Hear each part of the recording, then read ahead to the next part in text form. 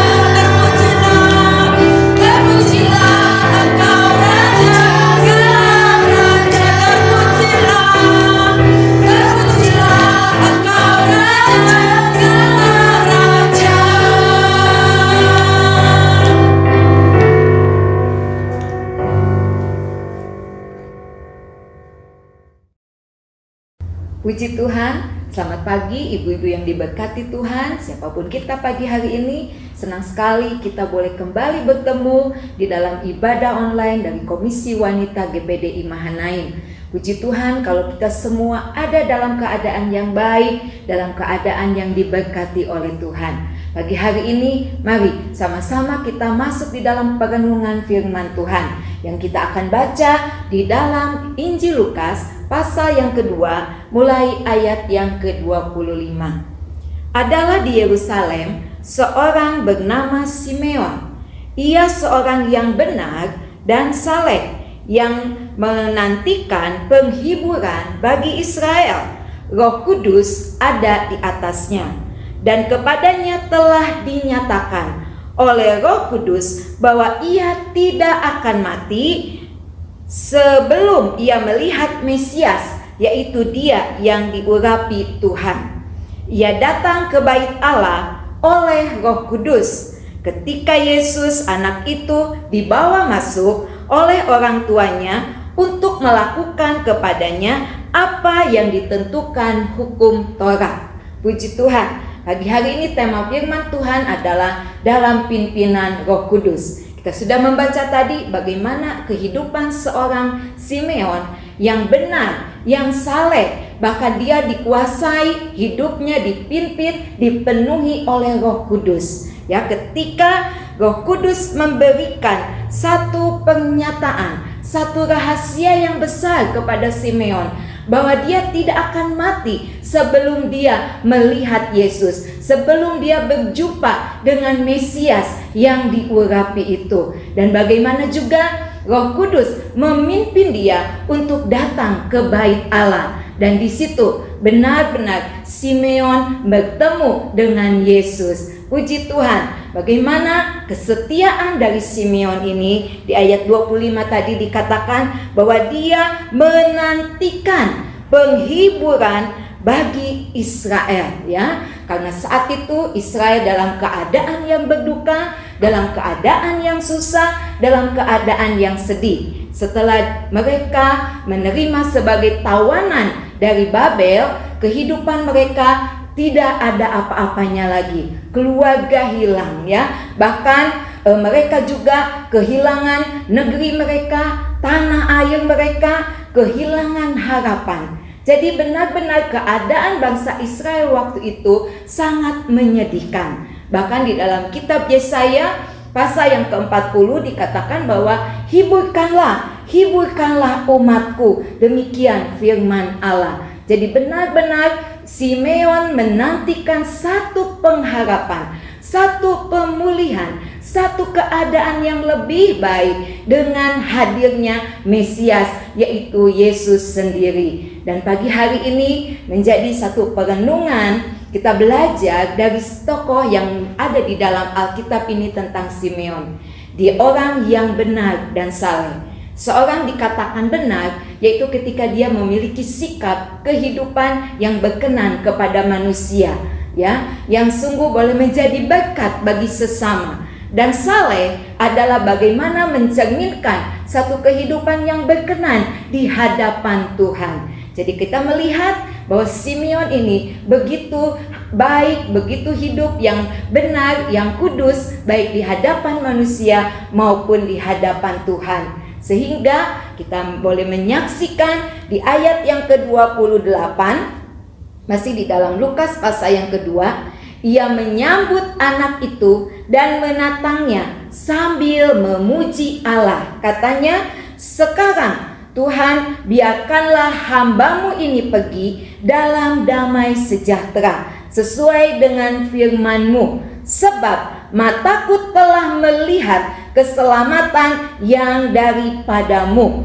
yang telah Engkau sediakan di hadapan segala bangsa, yaitu terang yang menjadi penyataan bagi bangsa-bangsa lain dan menjadi kemuliaan bagi umat-Mu Israel. Puji Tuhan, ketika kehidupan seseorang dipimpin, dikuasai oleh Roh Kudus, pasti ada hal yang menarik, pasti ada hal yang indah yang boleh dinyatakan, yang boleh diceritakan, yang boleh disaksikan.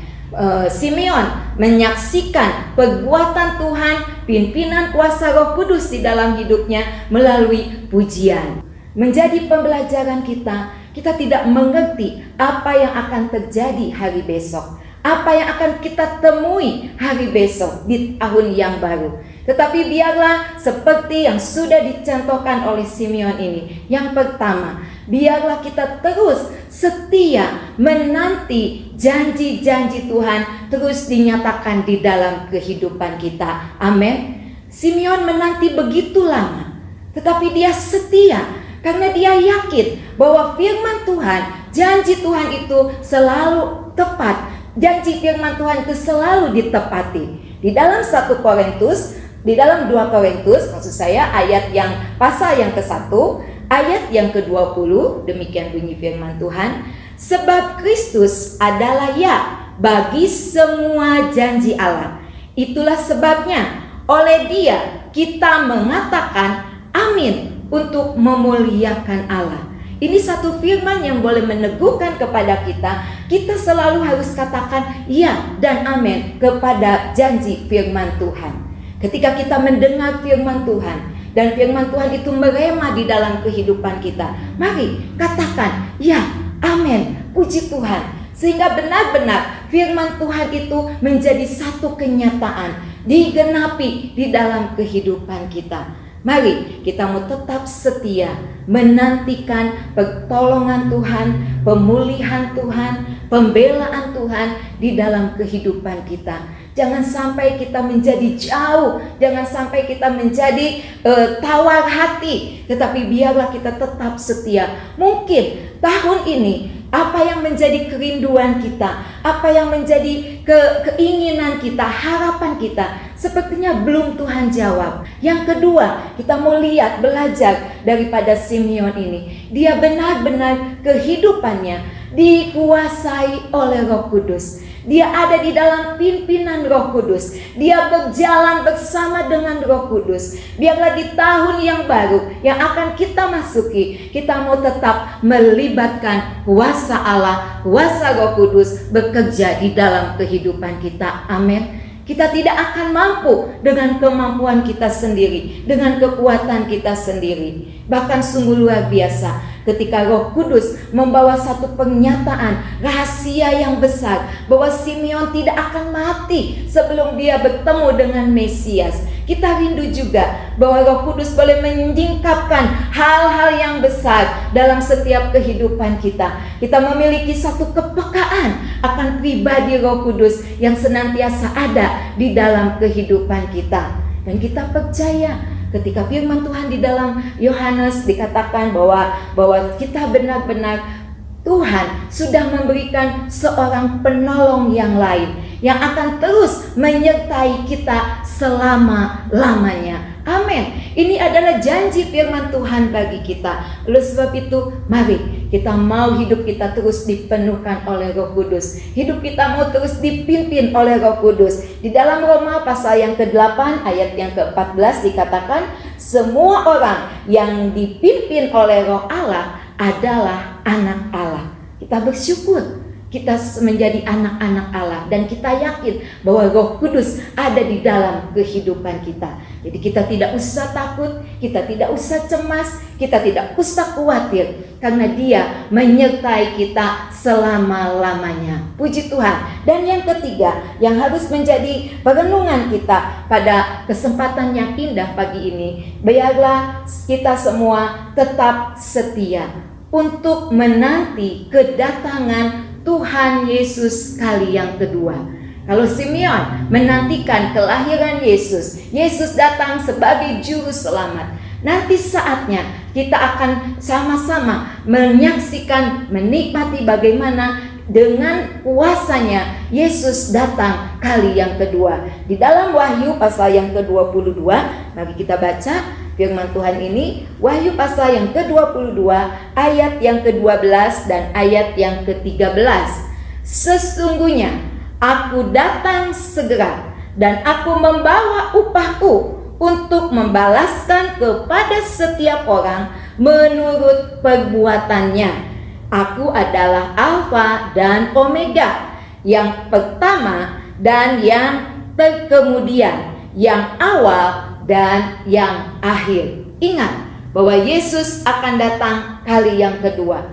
Apakah Tuhan Yesus masih menjumpai iman di dalam kehidupan kita? Atau kita hanya fokus kepada keberadaan dunia ini? Kita hanya fokus kepada keadaan sekitar kita, sehingga kita lupa untuk kita menantikan kedatangan Yesus untuk kali yang kedua. Dia datang, firman Tuhan katakan, dan memberi upah kepada setiap kita yang setia di dalam kita melayani Tuhan, setia di dalam kita mengerjakan keselamatan. Puji Tuhan, haleluya. Mari biarlah pagi hari ini kita mau hidup kita benar-benar dipimpin oleh Roh Kudus, sehingga apapun yang akan kita jumpai besok, tahun yang akan kita masuki, kita memiliki satu kemampuan karena ada kuasa Allah yang bekerja di tengah-tengah kita. Di dalam Galatia pasal yang kelima ayat yang ke-25, jikalau kita hidup oleh Roh, baiklah hidup kita juga dipimpin oleh Roh. Inilah firman Tuhan yang boleh sama-sama kita nikmati, kita dengar pagi hari ini.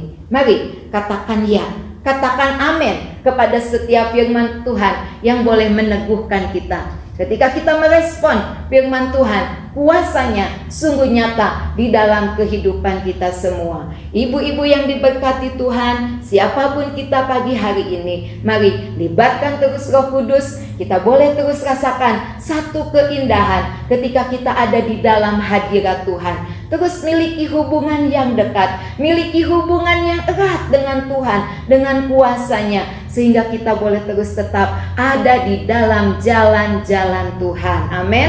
Sungguh indah rencana Tuhan di dalam kehidupan kita. Yakin rencana Tuhan tahun depan, masa depan yang penuh dengan harapan yang akan kita raih, karena kita memiliki pimpinan dan kita mau terus berjalan bersama dengan Roh Kudus. Haleluya. Biarlah kita tidak menjauhkan diri dari persekutuan kita dengan Tuhan. Biarlah benar-benar kita nikmati keindahan di dalam hadirat Tuhan. Puji Tuhan.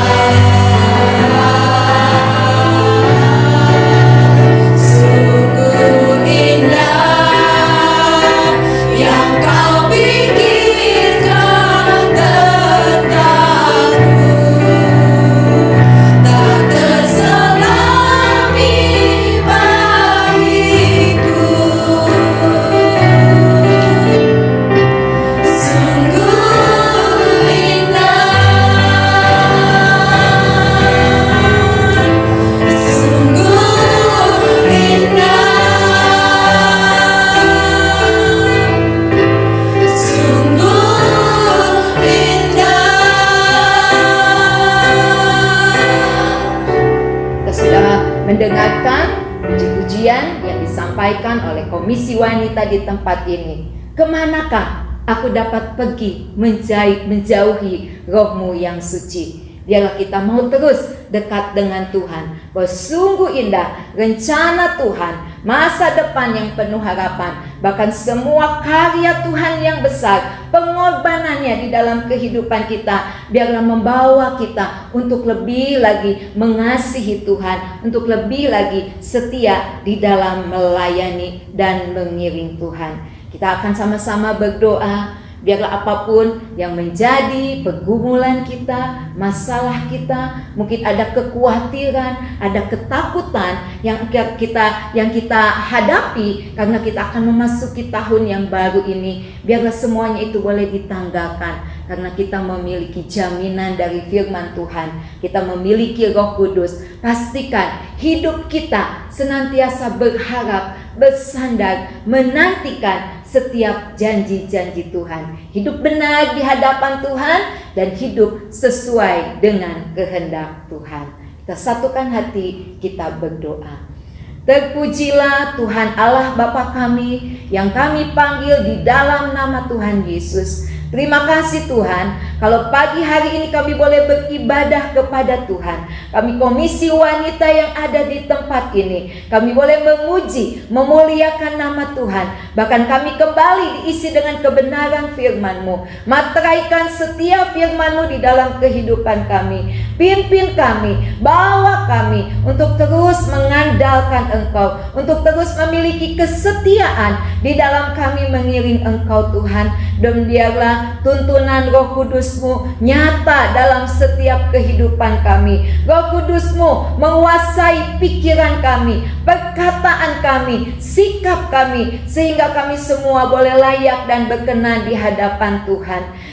Sebentar kami akan meninggalkan tahun 2020 dan beberapa hari lagi kami akan masuk di tahun yang baru. Ucapan syukur kami naikkan di hadapan-Mu Tuhan atas penyertaan Tuhan, atas pimpinan Tuhan. Kalau hari ini kami ada, semua karena kemurahan-Mu, dan kami percaya di tahun yang akan kami masuki, berkat Allah, penyertaan Allah, pimpinan Allah terus nyata di dalam kehidupan kami semuanya. Bawa kami untuk mengerti apa yang menjadi rencana Tuhan, apa yang menjadi kehendak Tuhan di dalam kehidupan kami. Dan biarlah pakai hidup kami untuk menjadi alat kemuliaan bagi nama Tuhan. Terima kasih Bapa di surga. Berkati seluruh kaum wanita-Mu yang ada, berkati seluruh ibu-ibu yang ada. Siapapun hari ini yang boleh menikmati firman Tuhan, senantiasa ada di dalam berkat-berkat Tuhan.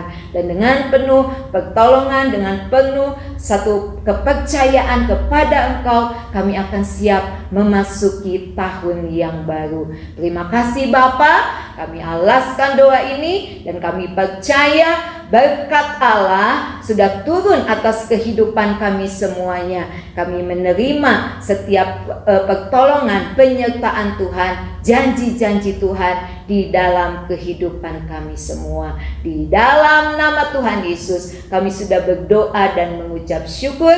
Haleluya, haleluya, amin. Puji Tuhan. Selamat menyongsong tahun yang baru. Pasti kita mau berjalan di dalam pimpinan Roh Kudus yang membawa kita kepada kemenangan demi kemenangan. Tuhan Yesus memberkati. Puji Tuhan, kita semua sudah diberkati dengan pujian dan firman Tuhan. Kami semua di sini mengucapkan selamat menyongsong tahun baru. Tuhan Yesus memberkati.